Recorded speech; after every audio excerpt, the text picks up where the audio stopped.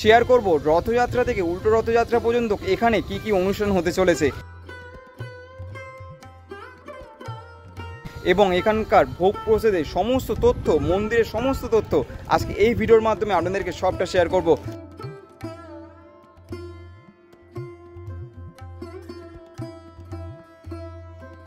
মন্দিরের চারিপাশ কিন্তু দেখছি বেশ পরিষ্কার পরিচ্ছন্ন, বাগান দিয়ে খুব সুন্দরভাবে এখানে সাজানো হয়েছে, সাথে রয়েছে ফুল গাছ।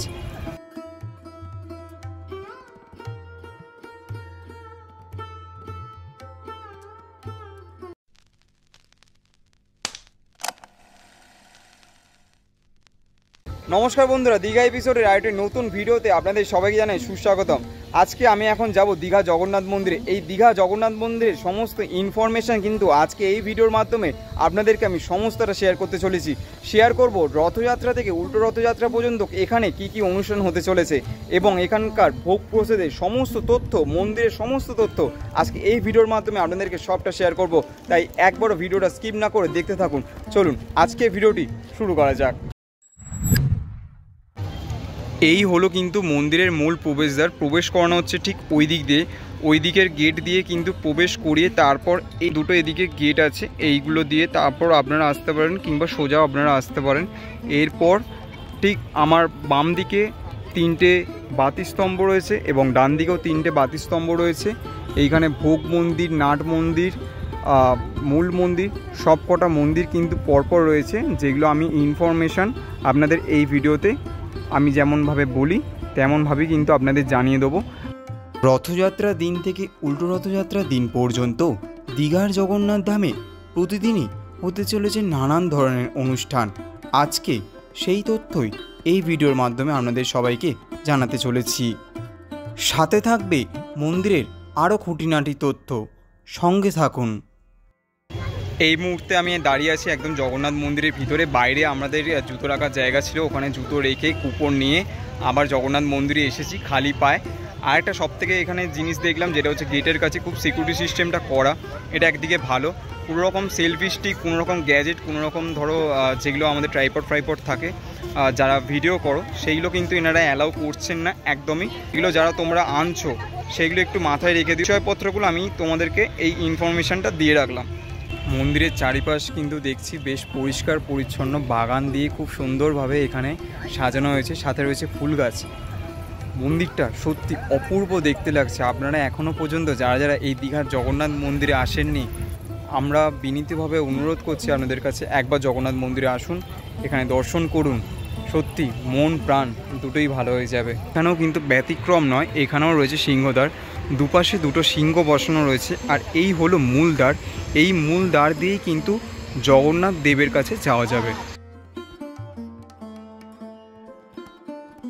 দীঘা জগন্নাথ মন্দিরে রথের দিন সকালেও নিত্যদিনের পুজো হবে, হবে মঙ্গল আরতিও। এরপর শুরু হবে পাহান্ডি বিজয়। পাহান্ডি বিজয় সম্পর্কে আপনাদের বলে রাখি, পাহান্ডি বিজয় হলো এমন একটি অনুষ্ঠান যেখানে জগন্নাথ দেব, বলরাম এবং সুভদ্রাদের বার করা হবে গর্ভগৃহ থেকে বের করে নিয়ে যাওয়া হবে মাসির বাড়ির উদ্দেশ্যে। তারা নিজ নিজ রথে চেপে রওনা দেবেন মাসির বাড়ির উদ্দেশ্যে।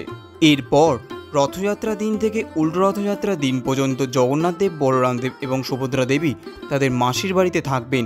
প্রতিদিন সন্ধেবেলায় হবে বিশেষ অনুষ্ঠান, প্রতিদিন থাকছে বিশেষ ভোগের ব্যবস্থা, থাকবে সাংস্কৃতিক অনুষ্ঠান, ভজন কীর্তন এবং নানান প্রকারের অনেক অনুষ্ঠান।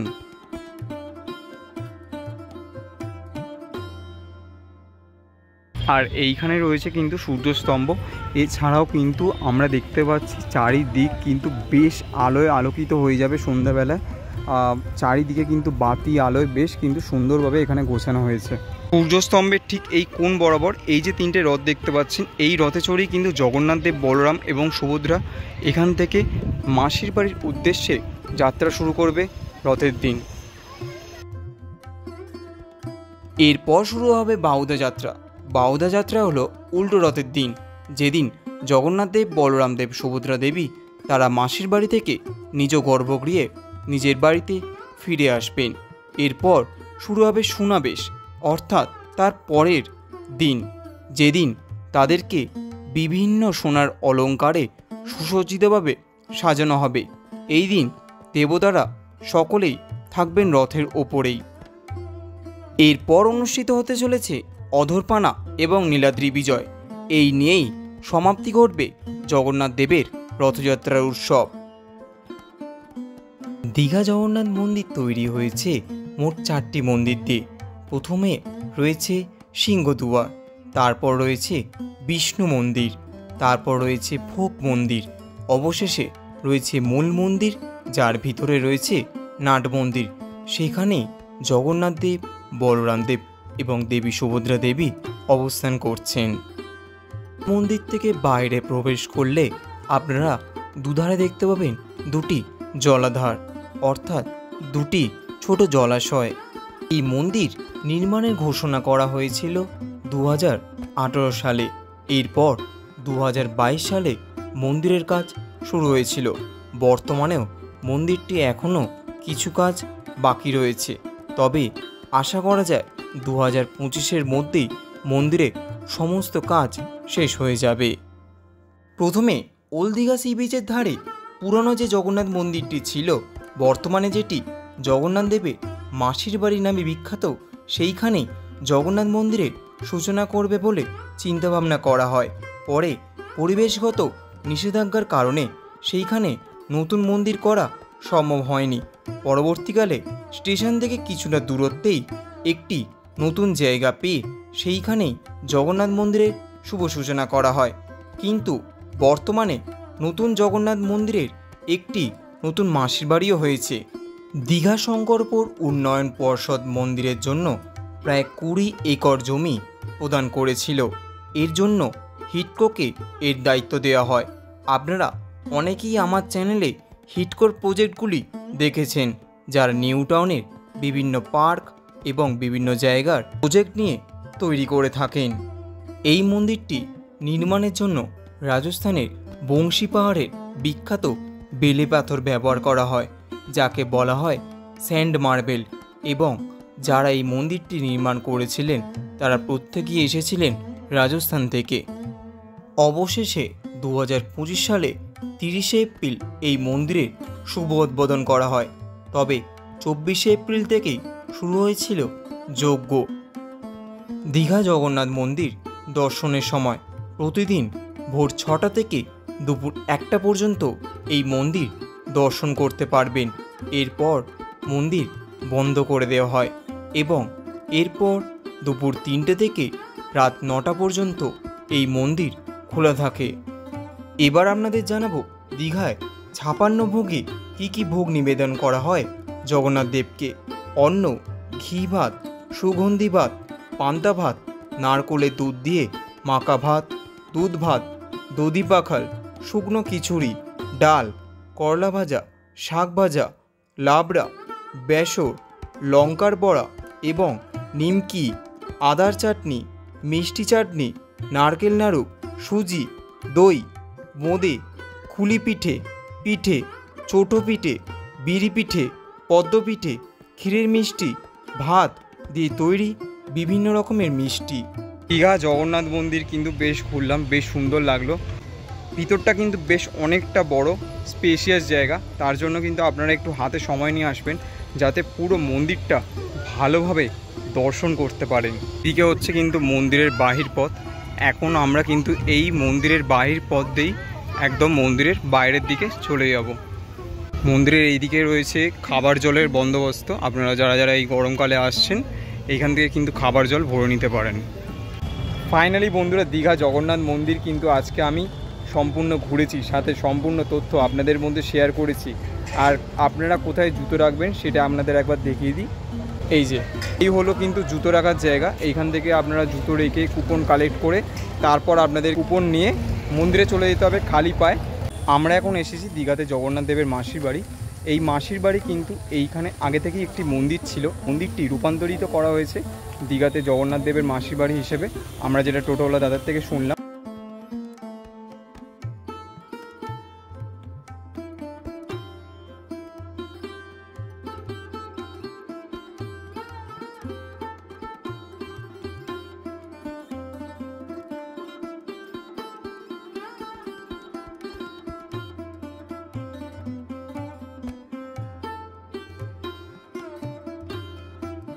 যারা যারা অনেক বছর ধরে দীঘাতে আসছেন, এই মন্দিরটি তাদের কাছে পরিচিত। এটি হলো শ্রী শ্রী জগন্নাথ দেবের মন্দির। এটা কিন্তু ওল্ড দীঘায় অবস্থিত। এখন এই মন্দিরটাই কিন্তু দীঘাতে জগন্নাথ দেবের মাসির বাড়ি নামে পরিচিত হয়েছে। কিন্তু এর পাশে তৈরি হচ্ছে আরও একটি মন্দির। জোর কদমে দেখতে পাচ্ছেন আপনারা, এখানে দাদারা একদম কাজ চালাচ্ছেন। এই বছর কিন্তু এই মন্দিরটিও ওপেন হয়ে গেছে, কিছুটা কাজ বাকি। এই বছর কিন্তু জগন্নাথ দেব এইখানেই তার মাসির বাড়িতে আসবেন রথের সময়।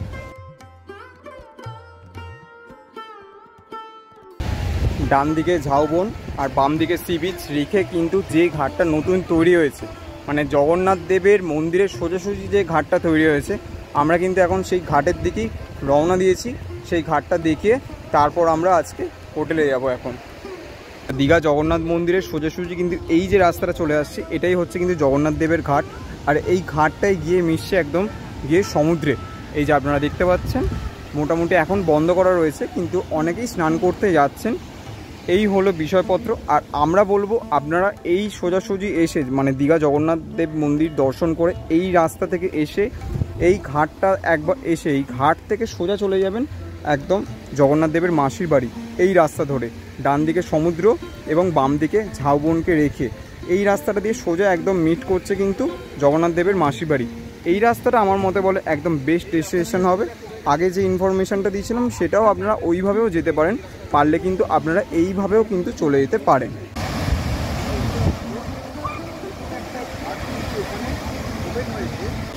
আশা করছি আজকের ভিডিওটাতে আমি এই জগন্নাথ মন্দিরের সম্পূর্ণ তথ্য আপনাদের মধ্যে শেয়ার করতে পেরেছি। কেমন লাগলো আজকে ভিডিওটা অবশ্যই আপনার মূল্যবান কমেন্টটা আমাদের কমেন্ট বক্সে জানাতে ভুলবেন না। এবং ভিডিওটি যদি এত অবধি আপনার ভালো লেগে থাকে তাহলে লাইক করতে অবশ্যই ভুলবেন না, চ্যানেলটা অবশ্যই সাবস্ক্রাইব করে দেবেন। তাহলে চলুন আজকের ভিডিওটা এতটাই। দেখা হচ্ছে দীঘার দুর্দান্ত একটা এপিসোড নিয়ে। ততক্ষণের জন্য টাটা, স্টে টিউন। বাংলার সকলে ভালো থাকবেন এবং সুস্থ থাকবেন।